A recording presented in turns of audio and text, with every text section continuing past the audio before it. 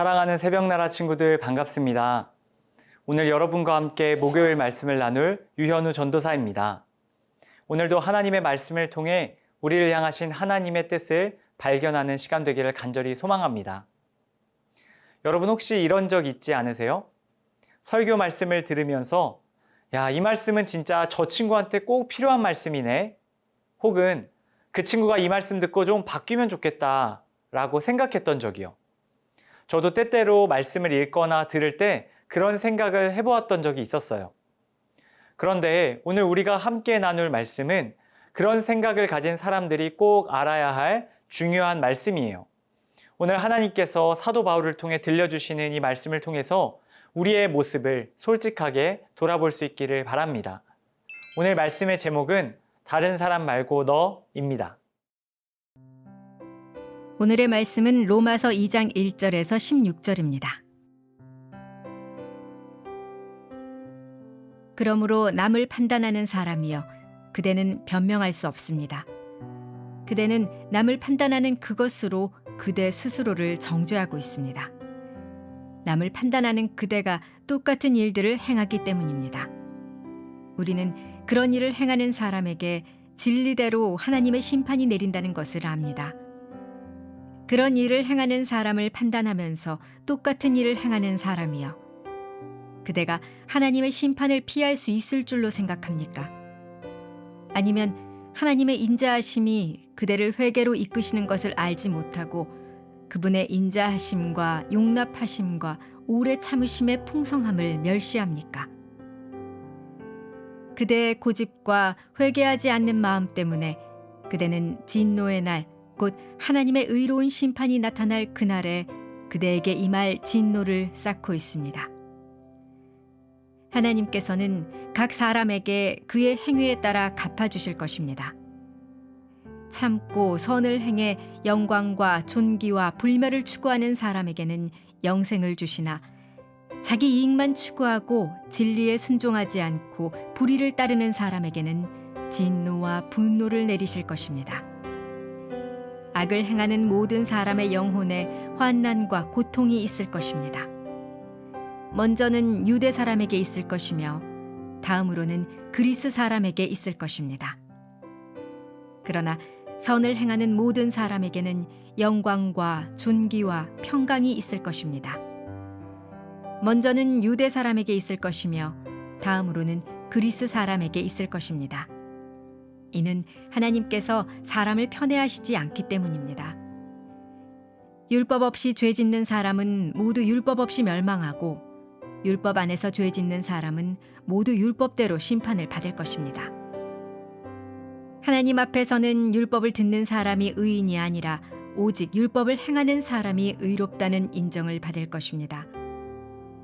율법이 없는 이방 사람이 본성으로 율법의 일을 행한다면 비록 그에게는 율법이 없을지라도 자기 자신이 자기에게 율법이 됩니다. 이런 사람은 율법의 요구가 자기 마음에 기록돼 있음을 보여줍니다. 그들의 양심도 이것을 증언합니다. 그들의 생각이 서로 고발하기도 하고 변호하기도 합니다. 이런 일은 내가 전한 복음대로 하나님께서 그리스도 예수를 통해 사람들의 은밀한 것을 심판하실 그날에 일어날 것입니다. 오늘 본문 1절 말씀을 저희 함께 읽어보도록 하겠습니다. 그러므로 남을 판단하는 사람이여 그대는 변명할 수 없습니다. 그대는 남을 판단하는 그것으로 그대 스스로를 정죄하고 있습니다. 남을 판단하는 그대가 똑같은 일들을 행하기 때문입니다. 오늘 저희가 함께 읽은 말씀에서는 다른 사람을 잘못했다고 지적하면서 정작 자기 자신도 똑같은 죄를 짓고 있는 경우가 있다고 이야기해요. 남의 잘못을 판단하고 손가락질하는 것이 결국 자기 자신을 정죄하는 일이 될 수 있다라고 하나님께서 말씀하시죠. 여러분, 제가 중학교 시절에 반에서 일어났던 일이에요. 수업 시간에 핸드폰을 하다가 한 친구가 선생님께 걸려 혼나게 된 일이 있었어요. 그런데 그 옆에 있던 친구가 선생님에게 이렇게 말하는 거예요. 선생님, 사실 얘 아까도 몰래 게임했어요. 그 말이 끝나자마자 선생님께서는 이렇게 말씀하셨어요. 근데 너도 지난주에 게임하다가 걸렸잖아. 그 순간 친구는 할 말을 잃어버렸죠. 다른 사람을 비난하면서 자기의 모습은 돌아보지 못했던 거예요. 여러분, 마찬가지입니다. 사도 바울은 오늘 본문 4절 말씀을 통해 이렇게 이야기해요. 하나님의 인자하심과 용납하심과 오래 참으심의 풍성함을 멸시합니까? 하나님께서 잘못에 대해 즉시 심판하지 않으시는 건 봐주시는 것이 아니라 회개할 기회를 주시는 것을 바울은 이야기합니다. 하지만 그 기회를 무시하고 계속해서 고집을 부리게 된다면 우리는 하나님 앞에서 그 죄의 무게를 스스로 쌓게 되는 것이죠.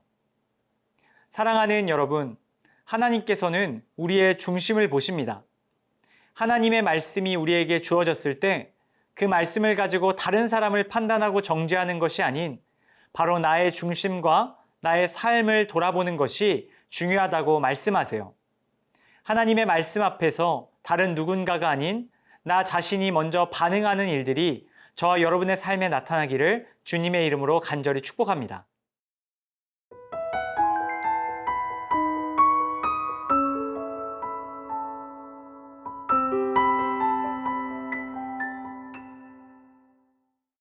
우리 이어서 6절 말씀을 함께 읽어보도록 하겠습니다.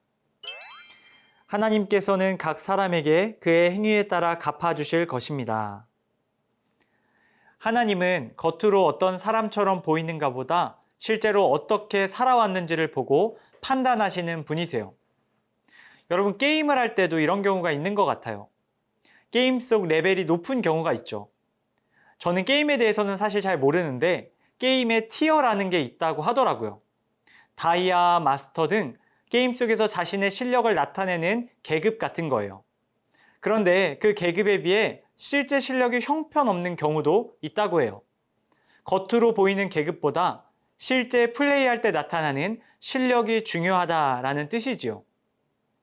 여러분, 우리의 신앙도 마찬가지입니다. 겉으로는 예배도 잘 드리고 기도도 그럴듯하게 잘하지만 정작 삶 속에서 하나님을 믿는 믿음으로 살아내지 못할 때 우리의 신앙을 한번 점검해 볼 필요가 있다는 것이죠. 11절 말씀엔 이런 이야기가 나옵니다.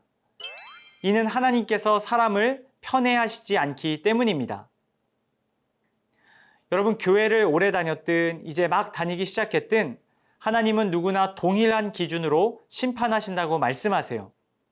그리고 그 기준은 우리가 얼마나 알고 있느냐가 아니라 어떻게 아는 만큼 살아왔느냐에 달려있다라는 것입니다.